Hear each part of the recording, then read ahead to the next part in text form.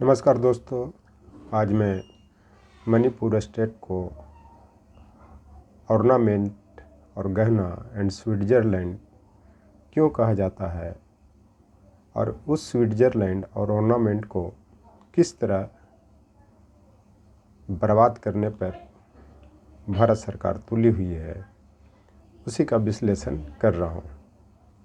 तो भारत के प्रथम प्रधानमंत्री जवाहरलाल नेहरू ने मणिपुर को भारत का गहना कहा था। उसका कारण था कि जिस तरह शरीर की सुंदरता और ख़ास करके फीमेल की सुंदरता को गहना बढ़ाता, ऑर्नामेंट बढ़ाता है, इसी कारण ऑर्नामेंट या गहना फीमेल के लिए बहुत प्रिय होता है। अगर कोई अपने परिवार के फीमेल को किसी काम की ज़रूरत होने पर ऑर्नामेंट बेचने की बात करे तो उस घर में कोहराम मच जाता है।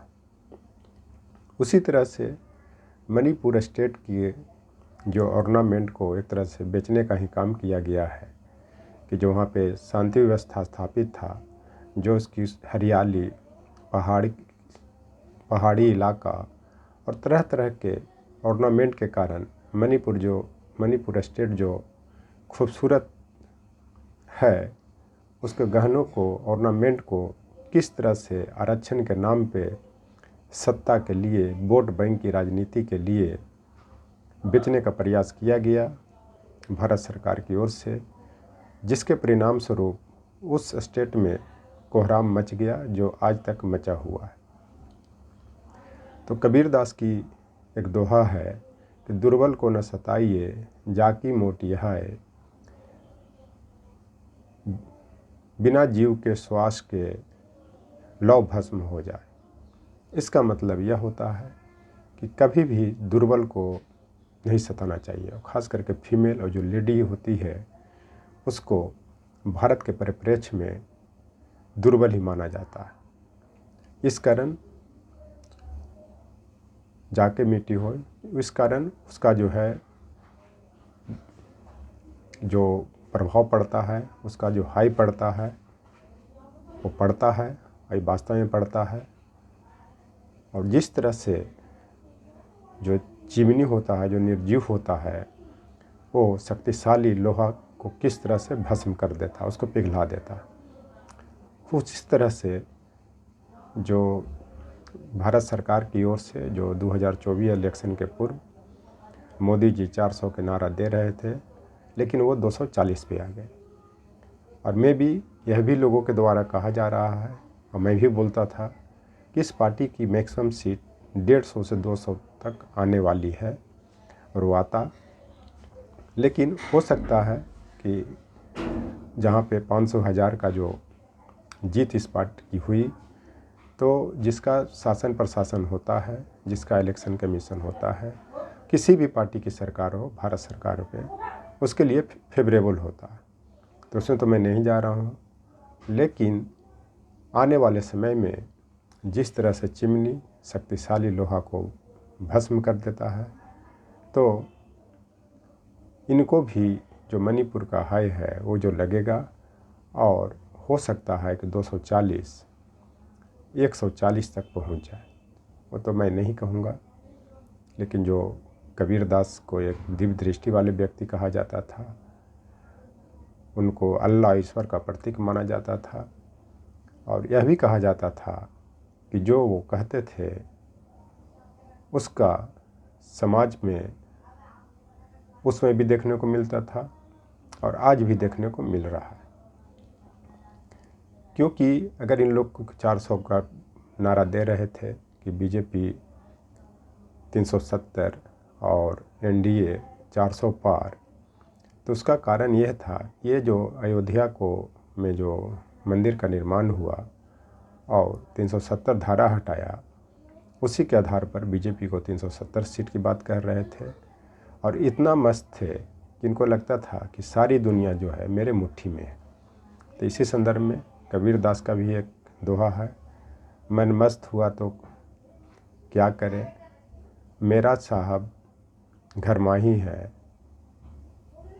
हमन का इंतजारी क्या।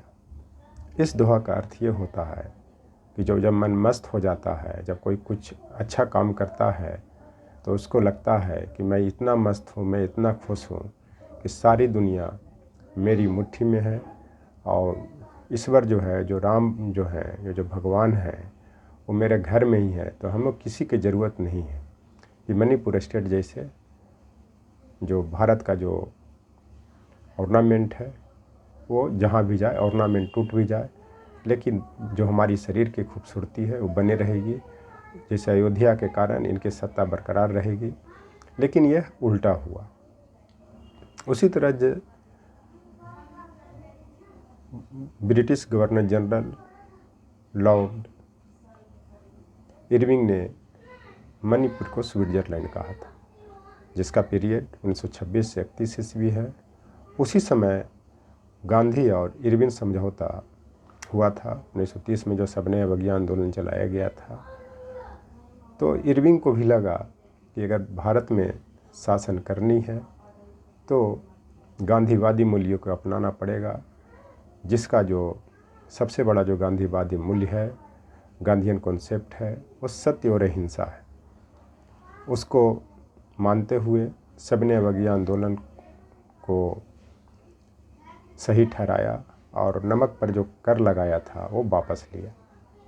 उसी तरह से आज जो स्विट्ज़रलैंड की बात जो उन्होंने किया था इरविंग ने, उनकी खूबसूरती को देख करके, शांति प्रिय लोगों को देख करके और उनकी जो हरियाली, पहाड़ी का इलाके की खूबसूरती और मणिपुर के जो खूबसूरती को देख करके ही इरविंग ने उसका मणिपुर को भारत का स्विट्ज़रलैंड कहा था।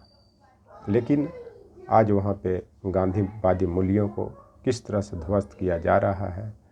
सत्य तो छोड़िए, झूठी अफवाह फैला करके, झूठे तरीके से लोगों को बलवा करके, मताई कुकी को, दोनों संप्रदाय के लोगों को सिर्फ शांति के नाम पे बुलवा करके किस तरह से उस राज्य में कोहराम मचा हुआ है और सारी झूठी बातें करके एक संप्रदाय को दूसरे संप्रदाय के खिलाफ भड़काया जा रहा है, जिसके कारण वहाँ पे अशांति फैली हुई है। और सत्य तो छोड़िए, अहिंसा तो छोड़िए, प्रेसिडेंट रूल लगने के बाद भी वहाँ बड़े पैमाने पर हिंसा हो रही है। इस तरह से गांधीवादी मूल्यों को, सत्य और अहिंसा को किस तरह कुचला जा रहा है और इरविंग के स्विट्ज़रलैंड की कहावत को और जवाहरलाल नेहरू के भारत के गहने को किस तरह से तोड़ा जा रहा है, ये सारी देश ही नहीं पूरे विश्व के लोग देख रहे हैं। और ख़ास करके ये कहा जाता है कि ट्राइबल लोग बहुत सीधे साधे होते हैं, वो आँख मूंद करके किसी पर भरोसा करते हैं और लॉयल भी होते हैं। उन्होंने बीजेपी के साथ लॉयल्टी दिखाया, जिसका परिणाम यह हुआ कि वहाँ के जो मुख्यमंत्री एन बीरेन सिंह थे, उन्होंने भारत सरकार पर विश्वास करके जो इनसे कहा गया वो उन्होंने किया। लेकिन जब सिचुएशन ख़राब हो गई तब भारत सरकार ने अपना हाथ पीछे खींच लिया और एन बीरेन सिंह इन लोग के धोखे में पड़ गए, जिसके कारण उन्हें मुख्यमंत्री पद से इस्तीफा भी दिलवाया गया। यहाँ इतना ही नहीं, जब इलेक्शन आया तो नई दिल्ली बुला करके उनसे ज़बरदस्ती इस्तीफा दिलवाया गया और प्रेसिडेंट रूल लगा दिया गया, दिखाने के लिए कि जो भारत सरकार है वो मणिपुर के लोगों के साथ है। लेकिन अंदर खाने में क्या खेल हो रहा है ये तो सब लोग देख रहे हैं और क्या स्थिति है ये सब लोग को पता है। इस चलते किस तरह से मणिपुर का जो ऑर्नामेंट और Manipur is the Switzerland of India कैसे टूट रहा है, ये बहुत दुख की बात है। ये पूरे देश के लोगों को विचार करने की ज़रूरत है और सभी देशवासियों को मणिपुर के लोगों के साथ आने की ज़रूरत है, वहाँ पे शांति व्यवस्था स्थापित करने की ज़रूरत है और गांधीवादी मूल्य, सत्य और अहिंसा की स्थापित करने की ज़रूरत है। थैंक्स।